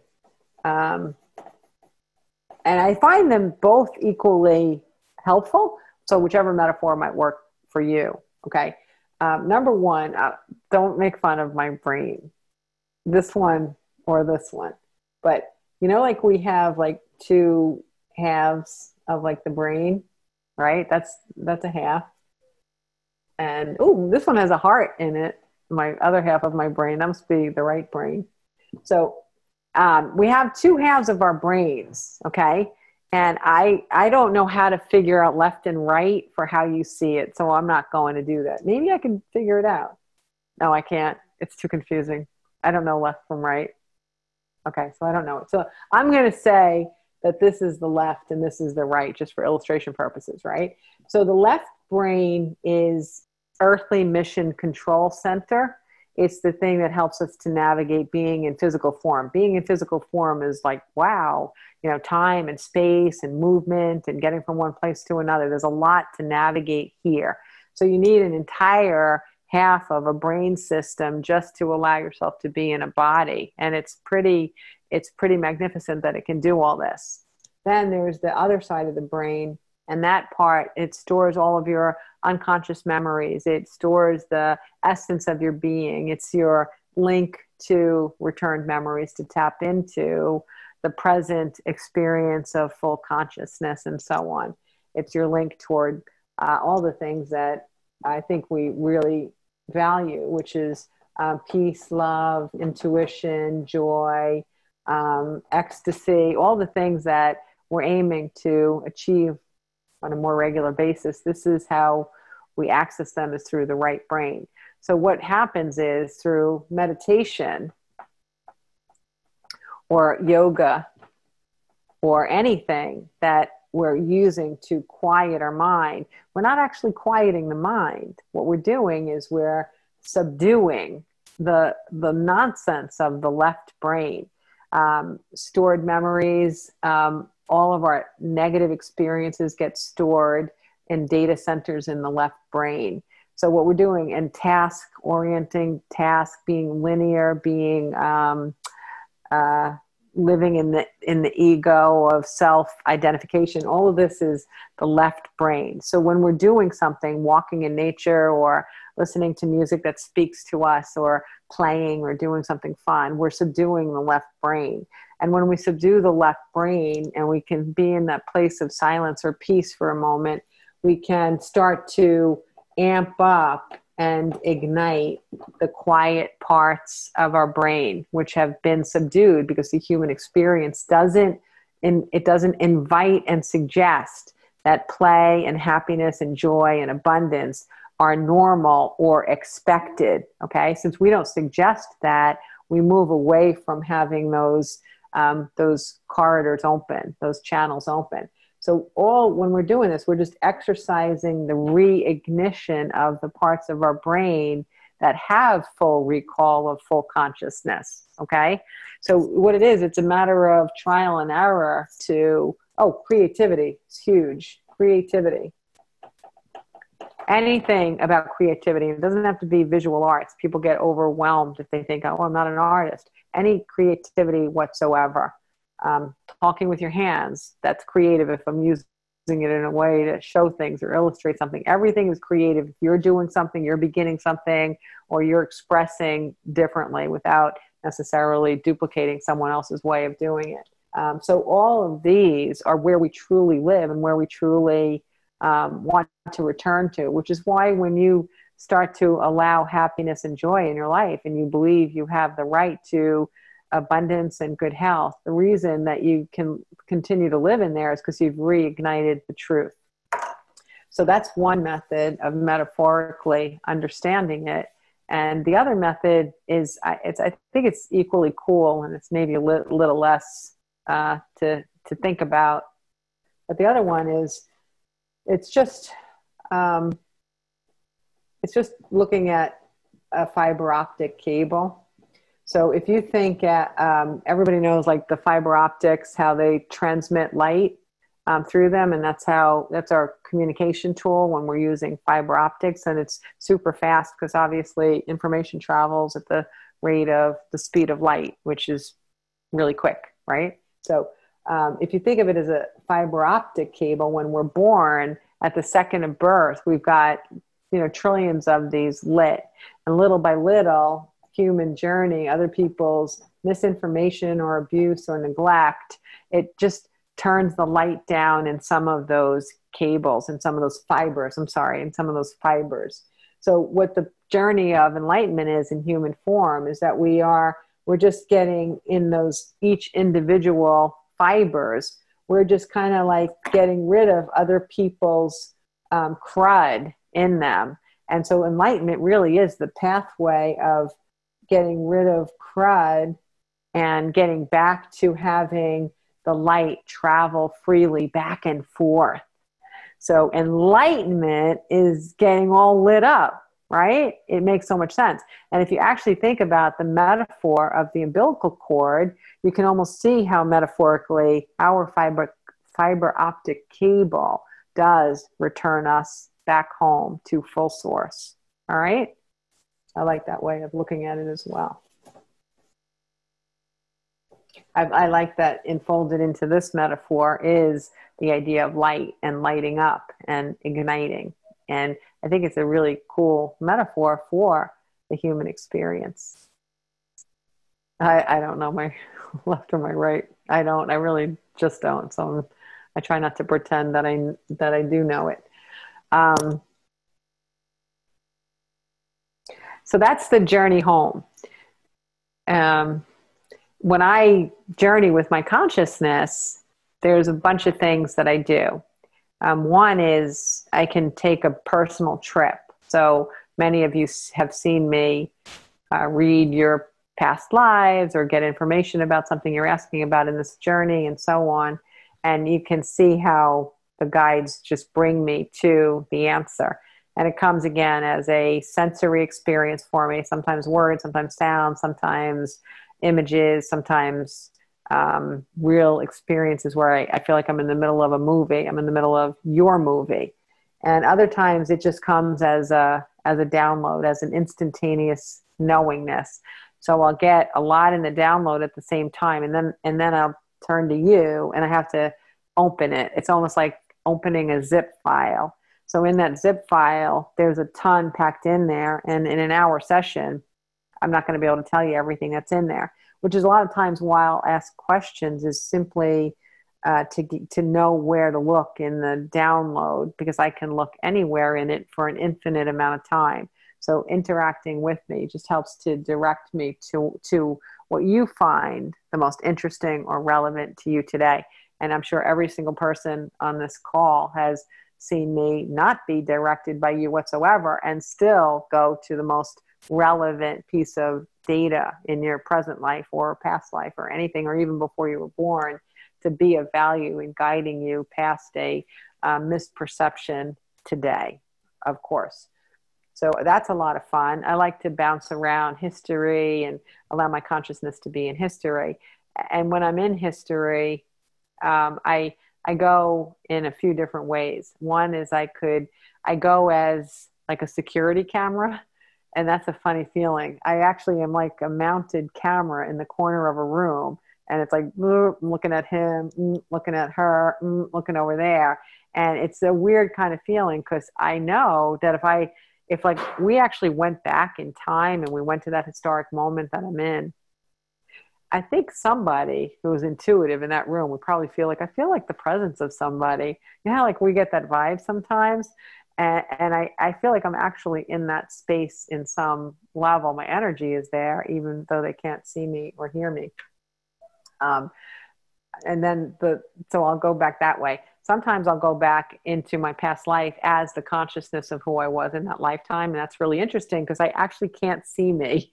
So I'm actually in my own eyes and I'm seeing life unfold exactly how I had unfolded it in that lifetime. And then oftentimes I'll go into one of your past lives, which is always really, really exciting for me because I have this all knowingness when I go into one of your past lives. I know who all the players are.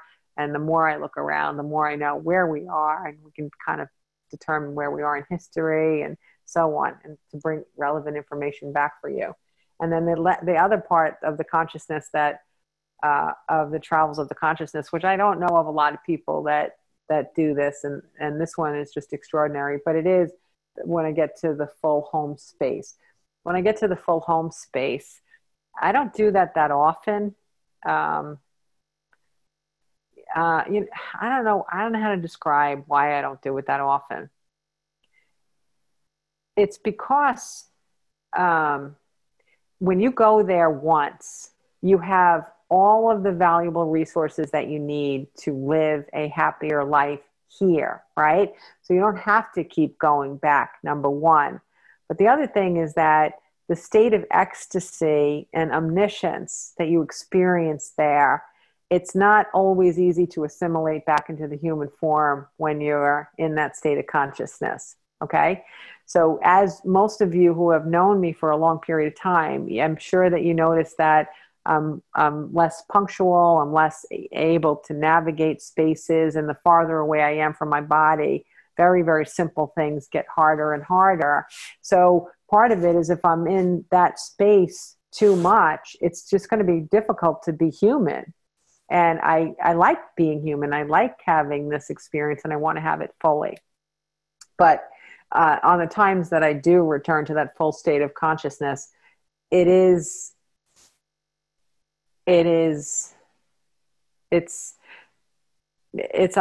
omniscience. You know everything. You know everything. I might not, as a soul, have looked at everything yet, right? But anything I look at when I'm in that state of consciousness, I know the fullness of it beyond a shadow of a doubt. And anything I get when I'm in that state of consciousness, there's no human being on earth ever that could disprove what I experience in that moment, because it is creation itself. It is existence itself. It is truth itself. It is love itself. So it cannot be disproved because it is always has been and always will be there. Okay?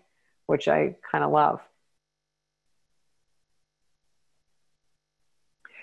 This is interesting. Somebody had written that a lot of times when people have a near death, they experience this question of like, are you sure you want to come home?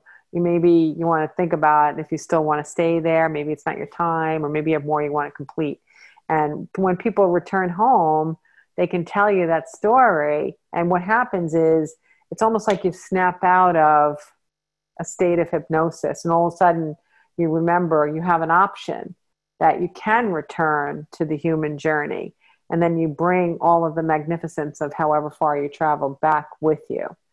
And that's why I think that people who are on a fast track of enlightenment in human form, so many of them have had near-death experiences, because that's kind of like one quick swoop over so much of the illusion of the misinformation that we're taught on earth and all the limitations that we're taught.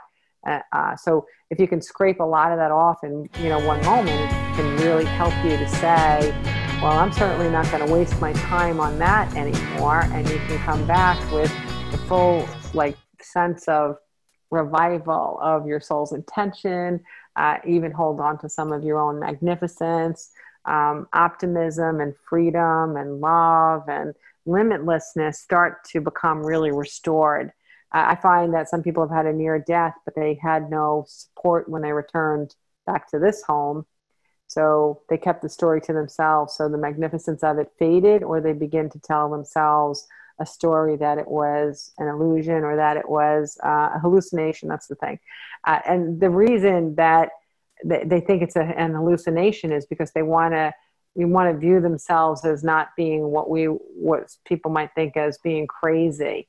So in order for them to feel that they have assimilated into the human expectations of who we're supposed to be, they won't share, and they don't have support for it, because they don't have an ally in their phantasmical possibilities of what life outside of the human experience is.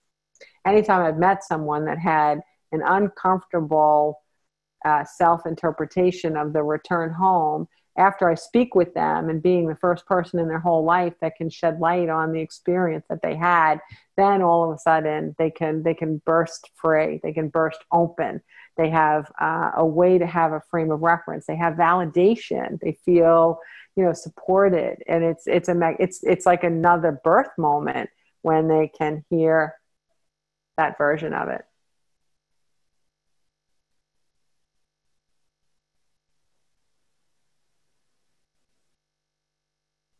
Haha. That's so funny. Someone knows I was answering her question. Okay. Hey, listen, I don't have a lot of moments anymore, thankfully, but I have moments where I have, doubt, or I forget the magnificence of myself as an eternal being, or I forget the magnificence of the human experience. I have moments like that. Even, one drop of water a day will chisel away at a rock and cut a path through. So I'm living on the same planet you guys are, and that's a lot of chiseling away at the strength and the rock that I am, and the assuredness that I have in my experiences of traveling with my consciousness. What I do know is that ever stepping back into the idea that we are human only, and ever refusing with my ego, it's so disagreeable, it's so disharmonious for me, that I will usually come out of that state of consciousness relatively quickly, and I'll do something to activate it, because I will not stay there. I will not revisit it for a long extended period of time. To me, it's just stupid, because I don't like being there. It doesn't make any sense anymore. If you can be at that other state of consciousness, why would you choose not to? But I know many of you know the month of, I don't know, I don't think March was as trying as April, but April was just so trying for me, because I had 24/7 of people who were here just thinking. And if 1,000 people asked me a question, I answered every single solitary question. I did not miss one.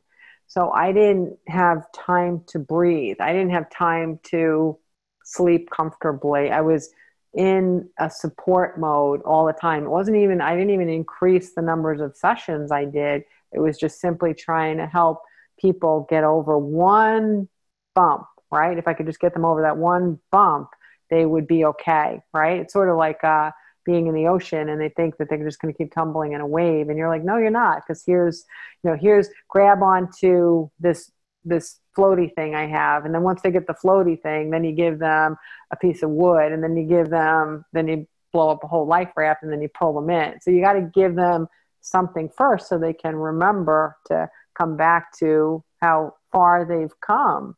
And as soon as they get back to how far they come, they feel better.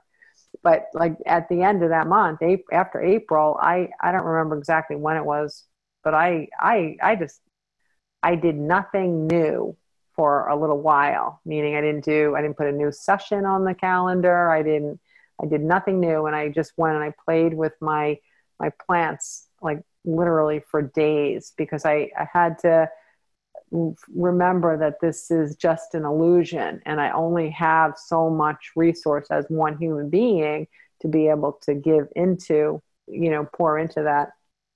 But that's a very, very, very uncommon and rare experience.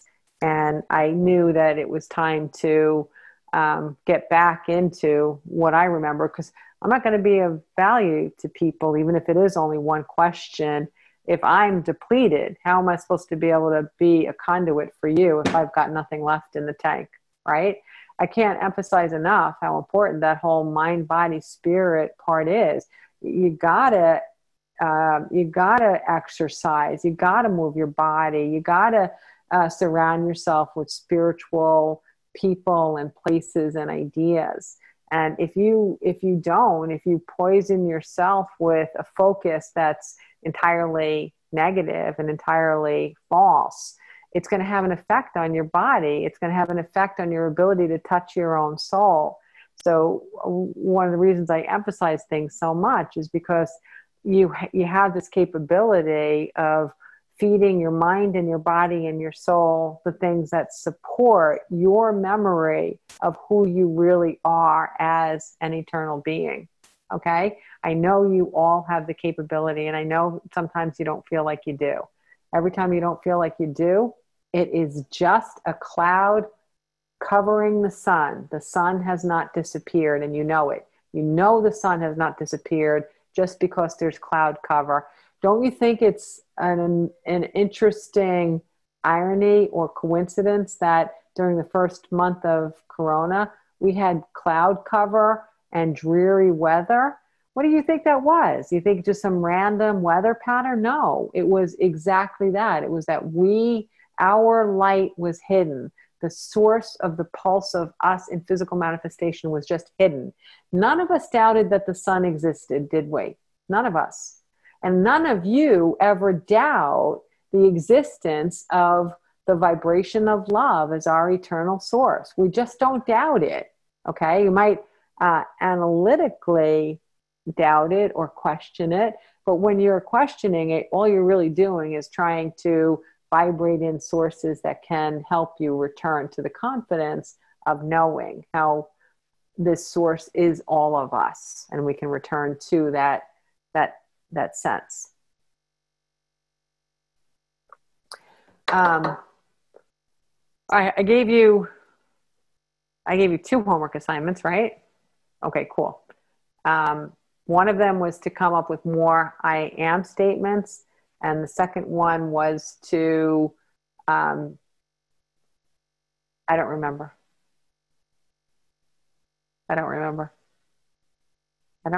If anyone wants to type what the second one is, but I was going to say something, and it was pretty cool, but now I can't remember what it was. What was I going to say?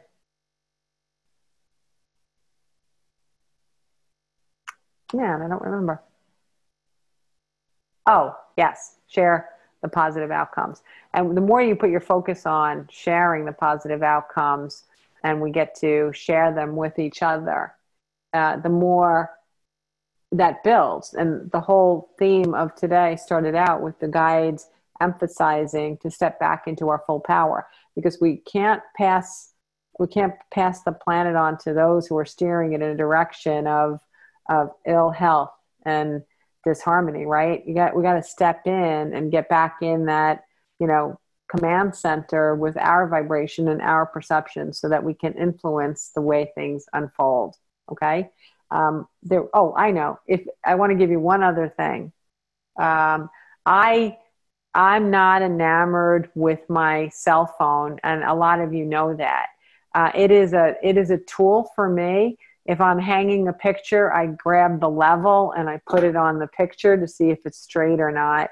If I am in need of like a way to get from one place to another, instead of relying on paper maps and highlighter pens, I'll use this tool. Okay. So I don't rely on it. Half the time, if anybody texts me, I don't return your text because I just simply forgot after I read it. It's just not a thing for me.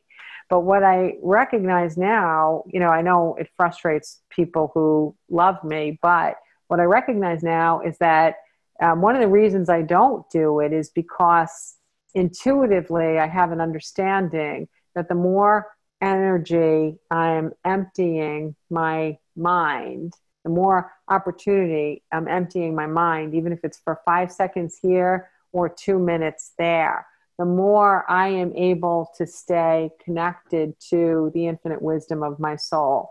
So if I were to simply pick this thing up and scroll or go through social media or answer something or interact on this.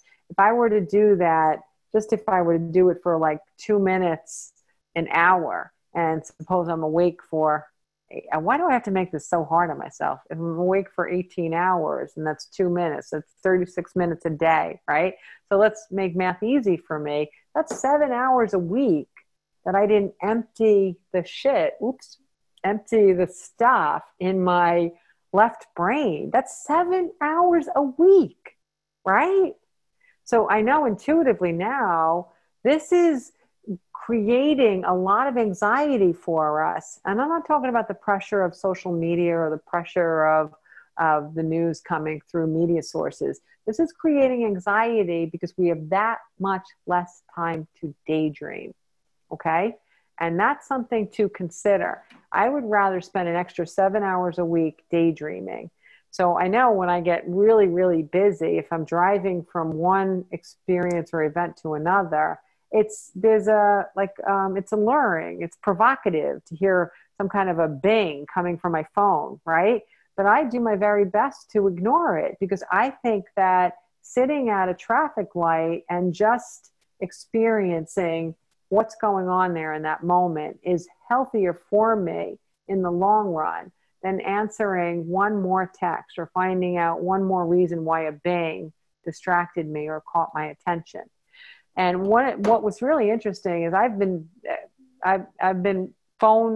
electronic phone resistant to the point that my family did an intervention to compel me to have a phone for their sake so they could get in touch with me. And I do have one, and I've managed to accept it. And it's so funny because that's been going on since 2007 or 8 that I was resisting. But it's so funny. You could go look this up. There was a study that was just published that said that people who don't live in empty space, even for a few minutes a day, are burdened with dis-ease. A few minutes a day of being alone in the space of your own head without a distraction. If you don't do that even a few minutes a day, you will invite in or make yourself available for dis-ease. It's interesting, right? I was definitely one of those kids where I never got in trouble in elementary school for anything ever, except on a rare occasion, I would be reprimanded for looking out the window when I was supposed to be watching the mathematics on the blackboard. Now I know that looking out the window was probably the most life-improving thing I did when I was in elementary school. All right, everybody. So you have a lot of homework assignments, and along with your homework assignments, please be very, very mindful of giving yourself more emptiness in any form that you can, and look at how fast those minutes turn into hours, and those hours will turn into days. Okay? Potatoes in my ears?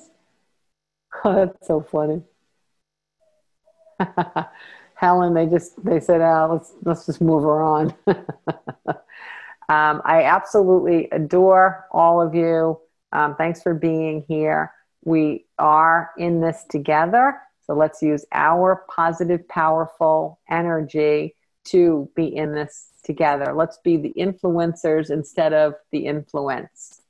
All right. Have a good night, everybody. I'm going to take a peek at everybody's face before I go because I really love to do that. Okay. So good night, everybody. Thank you very, very much for being here. I enjoyed seeing you, and I will see you again very soon. Good night.